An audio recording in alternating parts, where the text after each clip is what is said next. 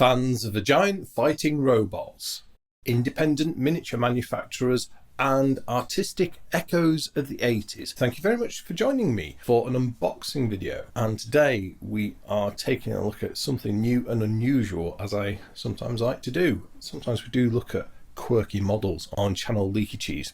And today we definitely have something that I think is quirky, and it's this.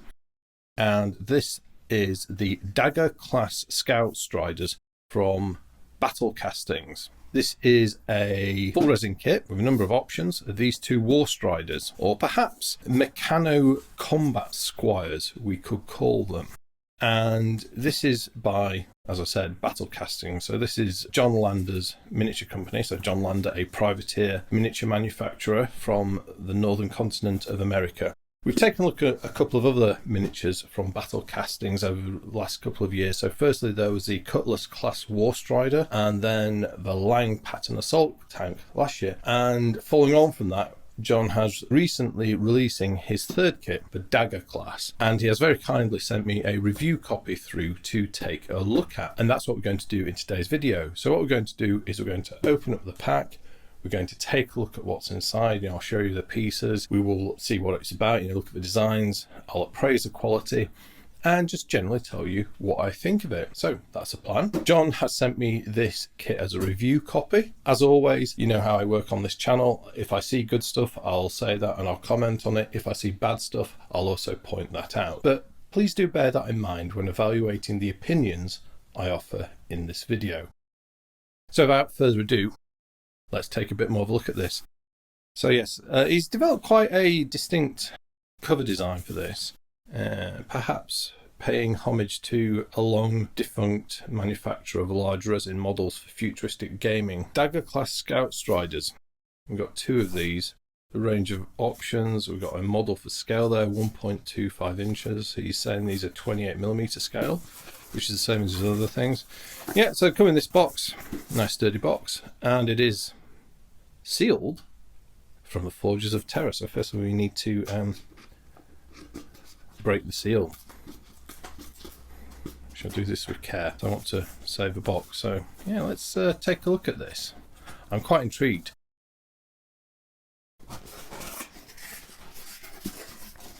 So what do we see? We've got a couple of cards for John's businesses. So he does painting and he does Battlecastings. Obviously I'll leave a link to his socials in the description. Right, we always like a set of instructions on channel Leaky Cheese. So here we have it, Dagger Class Scout Striders BC003. So a little bit of a screen roll here, bit of description around tips on manufacturing. So as it says, these are resin, these are cast resin kits. Quite interestingly, this is a non-VOC resin. So if you're wondering what VOC is volatile organic compound. So what it means is a hydrocarbon free resin. So I guess by that this would be the eco product of the resin world. And then we have a couple of exploded diagrams showing the two striders. Let's take a look at these.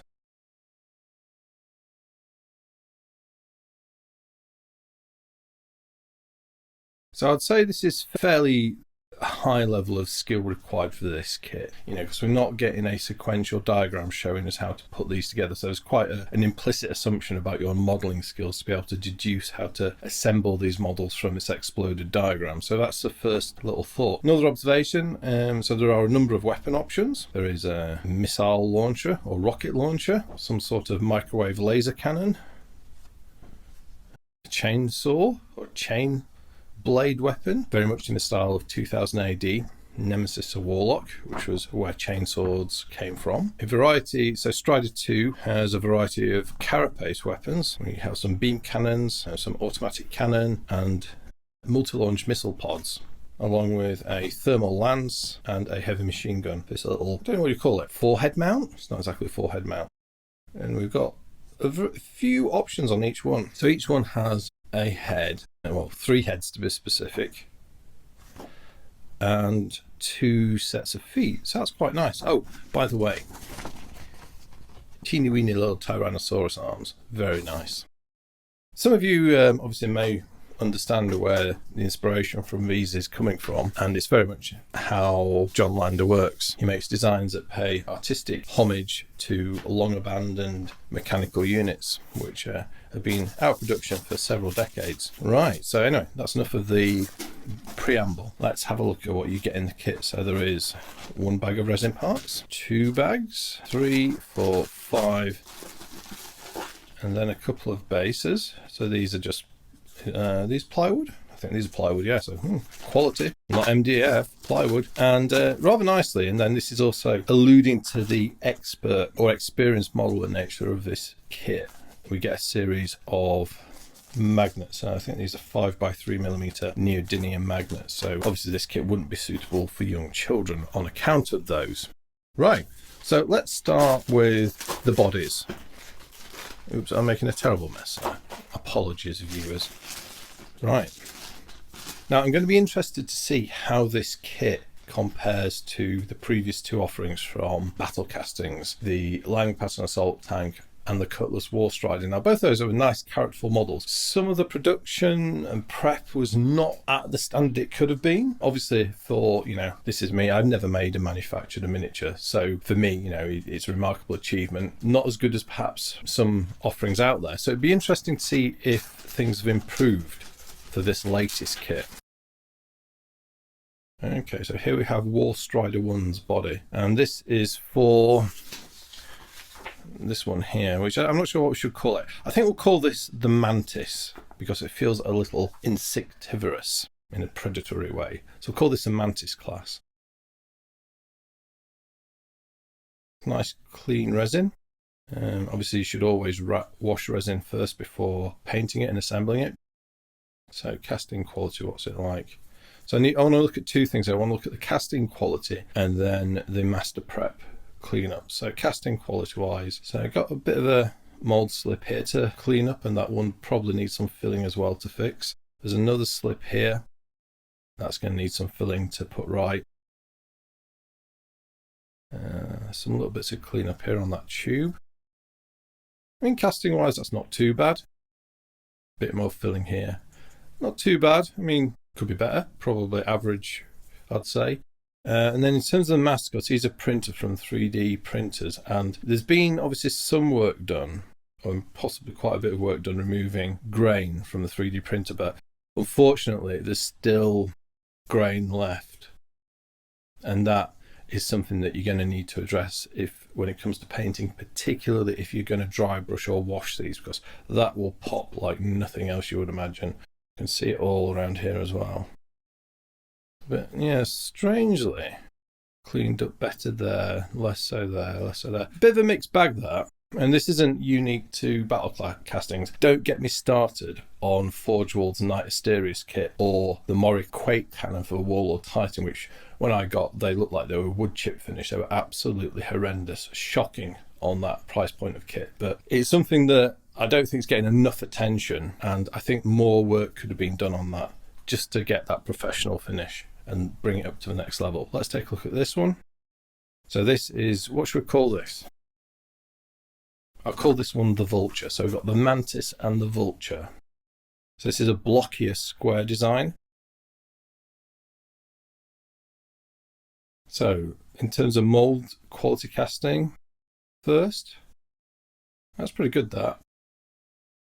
Not really much in the way of seams.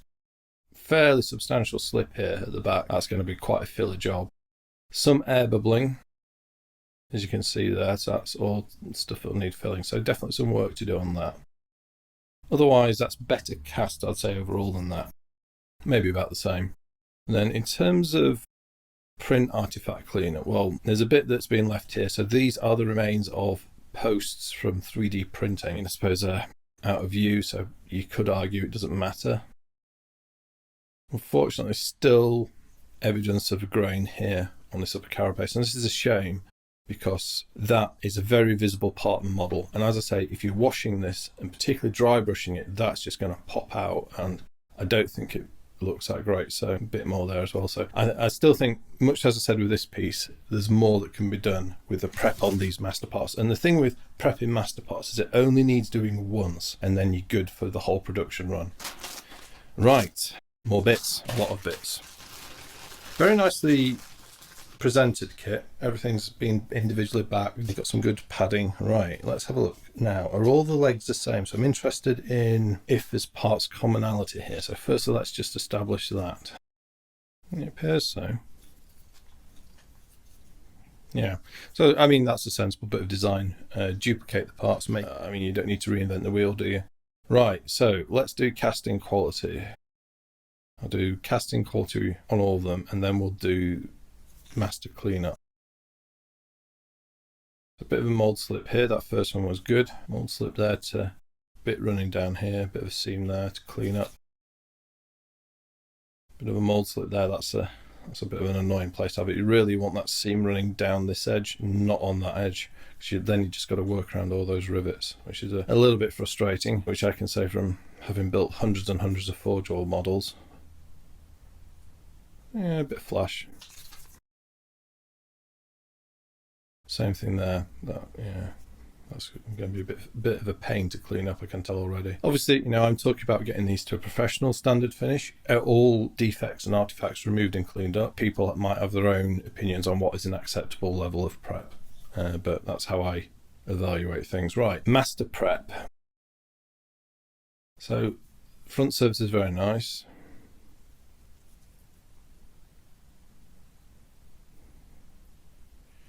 Generally good, with the exception of here where you can see that this hasn't been finished up. You can see all the grain from the print, and again there, down that. Now obviously this is a bit of a tricky thing to do because of where it is, but it could have been done. So I'm thinking that probably will apply equally to all the legs. Got a casting defect there. There's an air bubble that's led to the loss of one of those studs. So that'll need repairing. Now the way I would do that is put some aerosol superglue activator spray, get a blob of viscous superglue on the end of a cocktail stick or a knife, and just dab it on to create a sphere like that, and it'll set very quickly. That's how I fix those. You can also get replacement studs as well. Another thing here, there's some evidence of posts as well from the master here that haven't been removed. You can see that there. And again, that could have been cleaned up. All right, let's do the upper legs. Ooh, okay. If you're wondering what that wince was, that was the 3D print bits.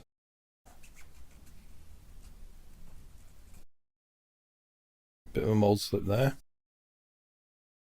Now, what is going on here, right? There, look at, see, let's look at that.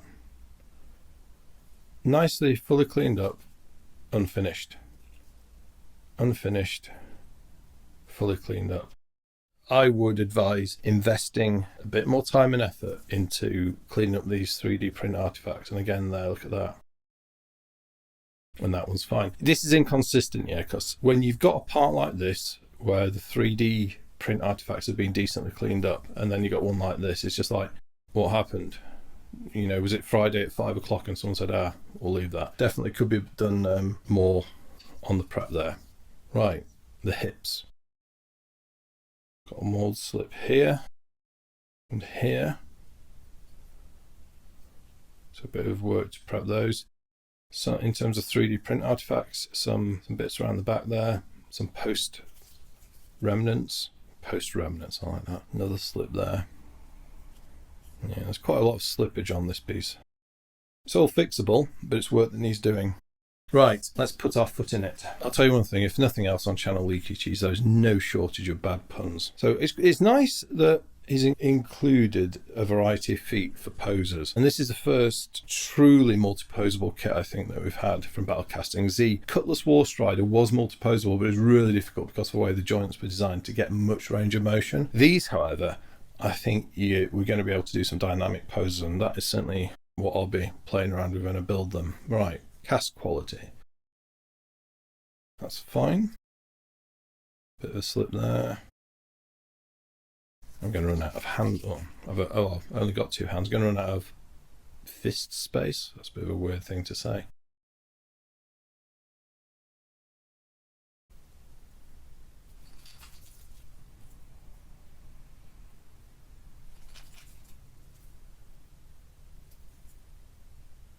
Okay, so casting there all fine. In terms of 3D print prep on the top, I mean, I can tell this has been part done, but there's still grain left, and the further you go around the circumference of this plate, the more apparent it becomes. And there's a lot of ribbing here, and the same on the other side. So I'm probably imagining that is diagnostic to all of this particular foot. Yeah. Yeah, more there. I think there's 3 different feet design. It's the same again.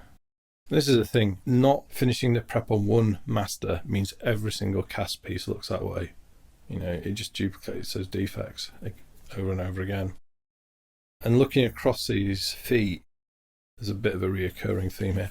I mean, I'm not sure if I'm going to have time to actually get all these cleaned up, because taking these artifacts off is very time consuming, particularly on this hard resin. So I'll have to see how I go with that. I don't like finishing models with artifacts left on them. I really don't like doing that, which is why when I did my Forge World Asterius, I think I spent probably about a month of hobby time just taking all the artifacts off the parts. So there's no point asking for a replacement because they're all the same. So it was a do or die. Right, let's do some carapace weaponry, or some upper torso weaponry on these two. I think these are weapons that are intended for the Vulture, and this is where the included magnets come in. And it's nice that these are pre-sunk for the magnets, which I've subsequently lost. They're here somewhere. Cool design. I really like the look of it, the smooth lines. I like how the legs are designed for posing, and I love the retro throwback design as well. Design here, I'm really loving this. Got a mold seam stroke slip to remove there. Fair bit of cleanup all the way around on that. 3D print prep has been much better on this piece. There's only the odd little remaining hint of it. So that's kind of like, as we saw with one set of the upper legs, which were nicely prepped, that's sort of like what you want to see all the time. Right, the automatic cannons. Look at these ammo drums. They're quite chunky, aren't they? So some 3D support artifacts. Got air bubbles to fill. There's quite a lot of air bubbling on this piece. Little bits of mold seamage, stroke slippage on the way around. Some leftover evidence of the master as well. Countersunk barrels, which is nice. That's a good feature. So yeah, not bad. A lot of cleanup to do. Let's look at the multiple rocket launcher pod. Perhaps that's what I was trying to say. Cool design with these drums, and how many launches has it got? Gosh, right. 8, 11, 12, 13. Unlucky for some. Lucky for some. Very Ultramarines. Perhaps this is the Ultramarines pattern rocket pod. So casting wise, that's pretty decent, apart from got quite a few air bubbles to fill. 3D prep cleanup. Yeah, got some quite noticeable chevrons there and striations from the masters. So yeah, something to sort out. Right, so that is the weapons for the Vulture. Let's do the Mantis next, and then I'll finish on heads and accessories, and then I'll make some closing remarks. So firstly, we have the thermal lance, or the microwave cannon. What do we think on this? It's a cool design. I mean, I say it's a thermal lance. Perhaps it's an enormous flamethrower or projector. Maybe it's supposed to be that, I'm not sure. So what do we think? Interesting design, lots of detail and features. Casting quality. It's quite rough. I'm not sure if that's the cast or the prep. And got some mold seamage running all the way around. There's quite a lot of cleanup to do there. Yeah.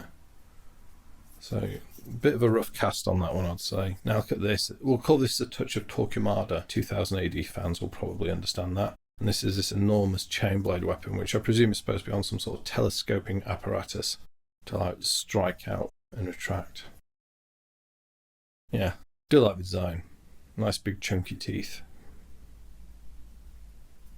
Casting, first evidence yet of warping, so there's quite a notable warp on that.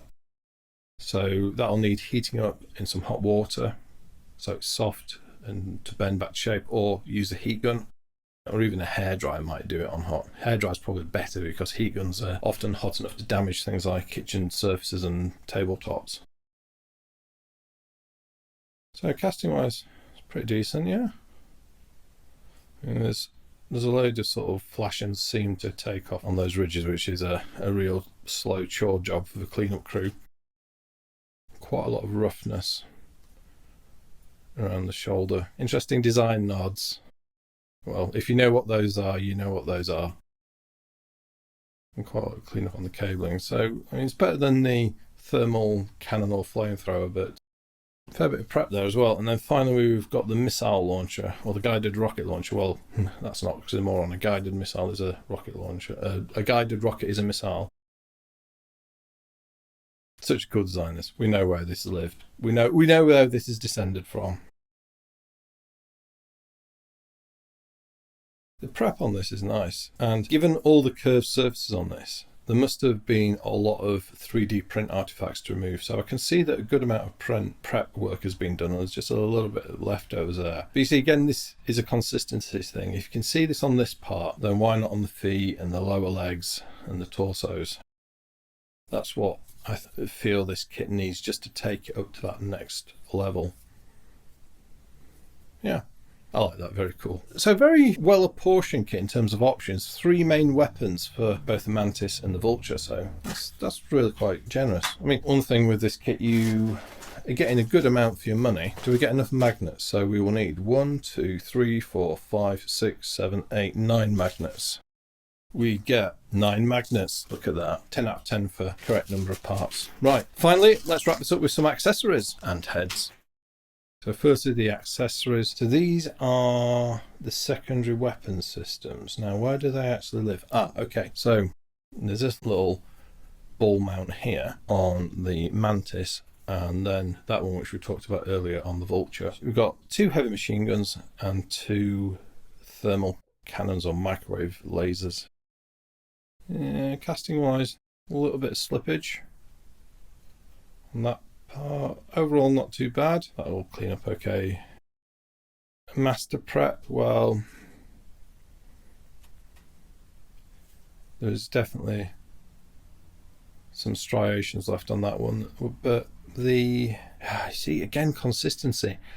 The ball on the heavy machine gun is nice and smooth, but on the melting cannons, there's still striations left over from 3D Printmaster. So yeah, consistency, or a lack thereof there again. Right, loads of heads. Let's start off with the heads for the Mantis. And while I just sort of named that off the top of my head, I just picked this head up, and on the basis of this head, I'm going to give myself 10 out of 10 cheese points for a suitable name choice there. This is an awesome head. That is so characterful.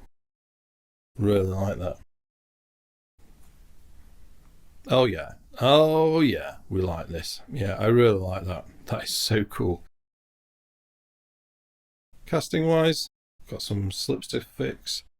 3D print artifact cleanup. Very tidy at the front, a little bit shabby at the back. Head 2. I'm going to call this Civil Protection. And those of you who have played any of the Half-Life games will understand why, or perhaps Overwatch would be a more appropriate name for this head. Yeah, that's quite techno-barbaric with this sort of respirator style thing. Yeah, I like that. That's pretty good, that. Looks well prepped, just a couple of little bits there, and some small air bubbles to clean up, but yeah, I like it. I like that. Overwatch. And then finally, we'll have what we could perhaps call, I don't know what we'll call this, a snapper or raptor head. The raptor head on the Mantis chassis. We'll call it the dragon head. But yeah, cool that. I like that. Casting wise, that's very crisp. Got some air bubbles to fill, as you can see, and some evidence of Generally, the 3D print artifacts are being done, but just a little bit of untidiness like there, around the back and stuff. So a mixed bag again. Oh, let's do a little test mounting. Yeah, very cool. Those heads are very characterful. I do like the design on those. Right, let's do the heads for the Vulture. I'm going to start with the Vulture. We'll call it the Vulture head for the Vulture. That's really cool. Bit of mold slip there. Nice details, bit of cabling. Has a definite beak of assertiveness. Generally good prep on the artifact removal, but almost bizarrely, there's a bunch that's been left there right on the forehead. I'm a little bemused as to why those have been left and everything else around it has been cleaned up. That's kind of like a bit confounding, that. Okay, so what about this? This we shall call the Aquilus head, or perhaps the Invictus head. Very eagerly and martial in its aspect. Yeah, not bad, not bad. Not quite my style taste, this one, but I know there's a certain group of people who think it's ace. Casting wise, that's fine. A few little bits to clean up. 3D print prep, not quite fully done under there. Some evidence spits out, a little mold slip there. Yeah, some quite evident artifacts there. But there's a little test for it. It does look good. I'm guessing as well, there's no reason why we couldn't trade heads, is there? Yeah, I mean, it does look a little bit like a plucked turkey now, with a very angry head, but they fit. So, yeah, we could swap heads between them, I guess. Yeah, that works. Okay, final head. What's this? Oh yeah, look at that. Yeah. Not Titanic, but definitely it feels like it's Titanic in its aspect. Perhaps I'll call this a Lucifer class head. Yeah, I mean, getting casting, a little bit of seams to take off there, and quite a bit of leftover 3D print artifact material, which it would have been good to have that gone. Yeah, goes nicely. Bet this will look quite good on this fella. Maybe it fits the other one better. Yeah, so I think that's... Oh, actually, no, one last thing. I kept the funniest bits to last. I kept the teeny weeny little arms to last. There we go. The little raptor arms. And these mount on the body of the Vulture class, like so. And they're posable as well, which is nice for adding character. So, casting quality, whopping mold slip there. So, cleanup and filling required there. That one, similar again there. And on both of them, again, yeah, not great finishing on the 3D print artifact cleanup. So, there we go. That's a lot of bits, wasn't it? There you have it, the Dagger Class Scout Striders unboxing. So what do I think? So, mixed thoughts on this. Design-wise, I really like it. I think these designs, they both look really cool. I think they work. I like the styling. I love all the little retro nods to various bits of artwork from decades and decades ago. And if you know what I mean, you know what I mean. I like the options that are provided. So I think it's quite decent value given that this is a cast resin kit. The posability, that's going to be fun as well. So quite a few positives there. Negatives, so casting quality is pretty decent. I've seen worse, but there's certainly a lot of cleanup to do on certain parts and quite a bit of filling as well. So if you were to get one of these, be ready to do that. My biggest bugbear, and this is actually quite a big bugbear, is the inconsistent finishing on the parts with regards to cleanup of 3D printing artifacts from the master production. It makes such a difference when people are building and painting these to have smooth surfaces, because otherwise washers, oils and inks will just, they'll grab those artificial ridges, it'll just take away from the final paint job. Likewise, if you're dry brushing, 3D print artifacts were designed to pick up dry brushing. I think I'm a bit disappointed in terms of the consistency of the prep, particularly given that a whole number of pieces have been well prepared, or have 80 to 90% of the area is well prepared, only for fairly hefty and visible parts still to be left unfinished. So I think there's real room for improvement there, and that is something I would like to see fixed in future kits from Battlecastings. So anyway, so that pretty much wraps up this review. I am going to take these away and build them, and then once I've done that, we will come back and we'll do a final review where I'll talk about the build experience and what I think of final models, and we'll take a look at those, do some comparisons. But I hope you found that an interesting and informative review. It was quite long, so there's a lot to go through, and we had a lot to look at as well. As always, please do share your thoughts and observations in the comments section. I'll be interested to hear from you. And I'd just like to say thank you again to John Lander of Battlecastings for sending this review copy through for me to appraise. But other than that, I'd just like to say thank you very much for watching. I'll speak to you next time, and goodbye.